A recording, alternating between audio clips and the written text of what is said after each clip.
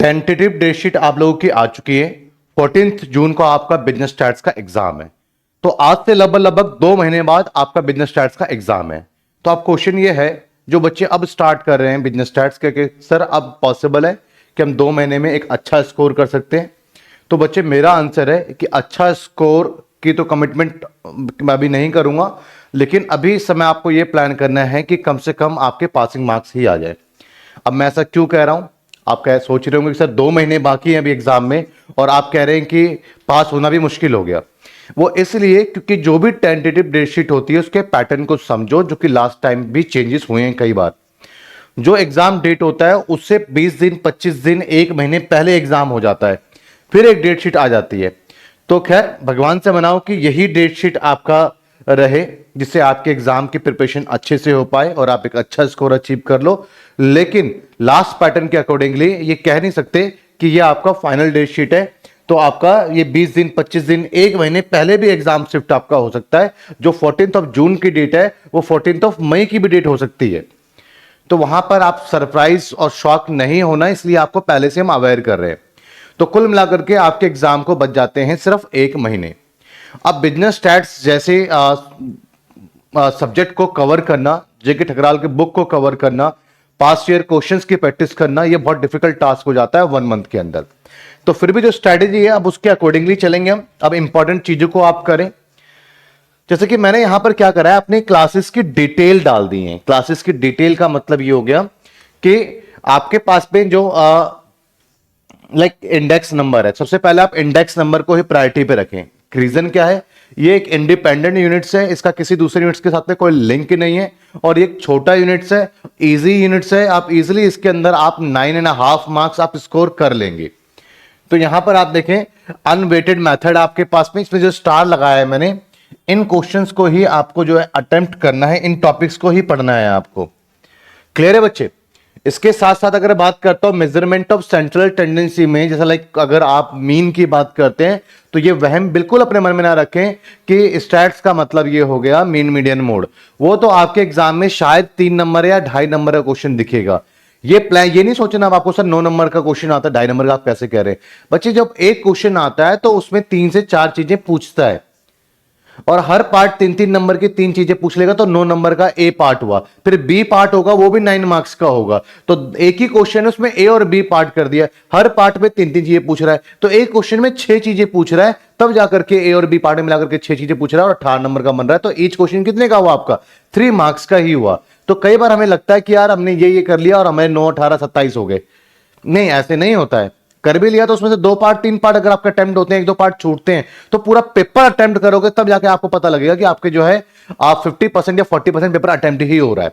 ये रियलिटी है। नहीं तो पास्ट ईयर का क्वेश्चन उठा के देखो आप, मैं आज अपलोड करवा देता हूं कंटेंट के अंदर लास्ट ईयर का क्वेश्चन पेपर, आप उठा के देखिए उसमें कि पेपर किस तरीके से आपका आया हुआ है। तो यहां पर आपके पास में अगर मीन मीडियन मोड भी पढ़ लेते हैं 3 मार्क्स का आता है, हाँ, लेकिन इंडेक्स नंबर से डायरेक्ट आप 9 एंड या 6 मार्क्स आप अचीव कर सकते हैं। तो वो एक अच्छा यूनिट है। उसके बाद अगर मैं बात करता हूं, जैसे ये टॉपिक है हमारे पास में क्वार्टाइल डेविएशन हो गया, इंपॉर्टेंट पार्ट हो जाता है आपका। लेकिन अगर बात करें मेजर्स ऑफ डिस्पर्जन में, आपके पास में स्टैंडर्ड डेविएशन का टॉपिक आपका एग्जाम के पॉइंट ऑफ व्यू से इंपॉर्टेंट, जिसपे भी स्टार लगा हुआ है, जिसपे भी एग्जाम्पल है स्टैंडर्ड डेविएशन का टॉपिक ऊपर ही कर दिया मैंने डेविएशन। तो आप देखेंगे डिटेल क्या है, इस डिटेल में देखते हैं कि मेरे जो इंडेक्स नंबर की को ऐसे अरेंज कर रखा है। कंटेंट में देखेंगे, किसमें देखेंगे? ऐप पे जाइए और कंटेंट में जाइए। कंटेंट में आपको मेरे जो फोल्डर मिलेगा, आपको इंडेक्स नंबर, उस फोल्डर के अंदर जाएंगे तो ये मेरी क्लासेस अलग अलग फोल्डर में अरेंज होंगी। लाइक अनवेटेड आपके पास में मेथड है तो इसकी वीडियो होगी, साथ में इसकी जो है पीडीएफ अटैच होगी। तो आप इस तरीके से आप अपनी क्लासेस को कवर कर सकते हैं।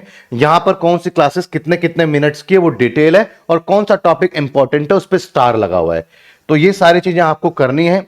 और मेजरली तो आप अगर आते हैं मूवमेंट स्क्यूनेस एंड कर्टेसिस से क्वेश्चन आता है मेजरमेंट ऑफ सेंट्रल टेंडेंसी के नाम पे, और वो क्वेश्चंस आपके पास में यहां जो मैंने स्टार बना दिया आपके पास में, चाहे वो मेजर्स ऑफ स्क्यूनेसिस हो, चाहे वो रो मूवमेंट हो, ये क्वेश्चन है आपके पास में relation between the centre and the row movement, ये क्वेश्चन आपके पास में हो।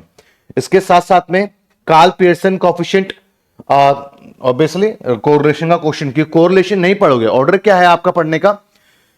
अगर आप इंडेक्स नंबर इंडिपेंडेंट यूनिट से कर सकते हो, प्रोबेबिलिटी इंडिपेंडेंट यूनिट तक कर सकते हो, प्रोबेबिलिटी आप करोगे तो 1 महीने तक करते रह जाओगे, इसलिए इसको स्टार्टिंग में मत उठाना। उसमें श्योरिटी भी नहीं होगी कि एग्जाम में क्वेश्चन आप अटेम्प्ट कर पाओगे नहीं कर पाओगे, क्योंकि अब आप लास्ट मोमेंट पे पढ़ रहे हैं तो आप उतने डेप्थ में नहीं पढ़ पाओगे। इसलिए जहां पे मार्क्स कंफर्म है वो उठाओ, इंडेक्स नंबर पिक करो, उसके बाद measurement of central tendency pick करो, क्योंकि अगर आपने मेजरमेंट ऑफ सेंट्रल टेंडेंसी नहीं किया तो आपको कोरिलेशन बिल्कुल समझ में नहीं आएगा, और कोरिलेशन नहीं किया तो आपको रिग्रेशन समझ में नहीं आएगा, और कोरिलेशन रिग्रेशन के बिना आपको टाइम सीरीज समझ में नहीं आएगा।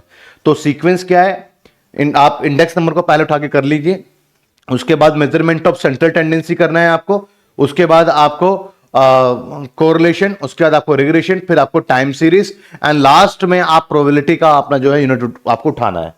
तो यहां पर अगर मैं कोरिलेशंस की, अगर इंपॉर्टेंट टॉपिक्स की बात करूं तो Karl Pearson coefficient of correlations आपका इंपॉर्टेंट है। आप प्रीवियस ईयर क्वेश्चंस प्रैक्टिस भी मैंने यहां पर करवा रखा है, कोएफिशिएंट ऑफ कोरिलेशंस, और इस तरीके से actual rank given and not given and equal. तो कोरिलेशन का टॉपिक यहां पे इंपॉर्टेंट हो जाता है आपके लिए। इसके बाद रिग्रेशन का अगर आप आते हैं तो प्रीवियस ईयर क्वेश्चन की प्रैक्टिस जरूर करें जो कि मैंने करवाया हुआ है, प्रीवियस ईयर क्वेश्चन की प्रैक्टिस जरूर करें जो कि मैंने करवाया हुआ है, तो इसका आप जरूर करें, मोस्ट इंपॉर्टेंट है। 2 regression equation most important part है, चली जाती है ये। तो अभी आप ये सारे स्टार वाले कवर कर सकते हो, तो आप इसको कवर कर लीजिए। टाइम सीरीज के अंदर मोटा मोटा देखा जाए तो ये कुछ आपके पास में इंपॉर्टेंट पार्ट आपका टाइम सीरीज का आ जाता है, बहुत अच्छे से इसको समझाया गया है, इसको आप कर सकते हैं। प्रोबेबिलिटी में स्टार्टिंग की अगर आप वीडियो में मैंने स्टार इसलिए लगाया क्योंकि बहुत सारे स्टूडेंट ऐसे हैं जिन्होंने 10th क्लास में ही प्रोबेबिलिटी को थोड़ा पढ़ा था, उसके बाद नहीं पढ़ा था, वो भी उस समय भी समझ में नहीं आया था। तो मैं पहले थोड़ा सा 10th का 11th का आपको पूरा बेस बनाया है, 5 7 8 वीडियो, जिससे प्रोबेबिलिटी आपको समझ में आए। यहां से फिर आपका जो है आपका एग्जाम ओरिएंटेड जो बीकॉम ऑनर्स का है वो टॉपिक प्रोबेबिलिटी के स्टार्ट जाते हैं, और इसलिए यहां से आपको स्टार भी दिख रहे होंगे। तो ये प्रोबेबिलिटी आपका इंपॉर्टेंट टॉपिक है। इसके साथ साथ में मैं लेटेस्ट प्रीवियस ईयर क्वेश्चंस कुछ करवाए हैं आपको, ये क्वेश्चंस की प्रैक्टिस आपको करके जानी है, जिससे आपको एग्जैक्ट आइडिया हो जाएगा कि आपके एग्जाम में क्वेश्चंस कैसे आ रहे हैं। तो बच्चे लास्ट मोमेंट है, लास्ट मंथ है, और इस मंथ में आप पूरा एफर्ट लगा देंगे तो अच्छा स्कोर बनाया जा सकता है। लेकिन अभी भी आपको लगता है कि आप बिजनेस स्टैट्स को ऐसे ट्रीट कर लेंगे जैसे कि अभी तक आप कोई दूसरे एग्जाम को एग्जाम से 2 दिन पहले ट्रीट कर रहे थे, तो यहां पर आपके लिए मे बी प्रॉब्लम क्रिएट कर देगा। आपको समझना होगा, आप सेमेस्टर 4 में, सेमेस्टर 1 में नहीं है जो आपको 1-2 चांस मिल जाएगा, 4 के बाद आपको 6 में चांस मिलेगा, बट 6 में आपके एग्जाम का बर्डन होगा, वहां पर 6 में गलती हो गई या 4 वाली गलती रिपीट हो गई तो आप 1 साल के लिए फेल हो गए।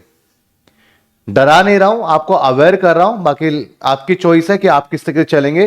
तो आप ये मत सोचिए कि भैया बीकॉम की क्लासेस में क्या ही सीरियस होने की नीड है, लेकिन आप उनसे पूछिए जिनकी बैक 2-2 साल से लटकी हुई है, बेचारे वो ना तो सीए कर पा रहे हैं, नहीं तो वो एमबीए कर पा रहे हैं, नहीं तो कोई ग्रेजुएशन लेवल के फॉर्म फिल कर पा रहे हैं, नहीं तो कहीं पर ग्रेजुएशन लेवल की कोई उनको जॉब मिल पा रही है, वो घर बैठे हुए हैं। तो कोई भी चीज करने के लायक नहीं बच जाता है, और ऑलरेडी आप ग्रेजुएट होते होते आपकी एज 20 साल 21 साल के आसपास हो चुका होता है, और उसके बाद भी आप 2 साल सिर्फ ग्रेजुएशन करने में ही अगर आप लगा दोगे तो आगे की करियर की अपॉर्चुनिटी तो फिर बहुत दूर आपसे निकल गई है।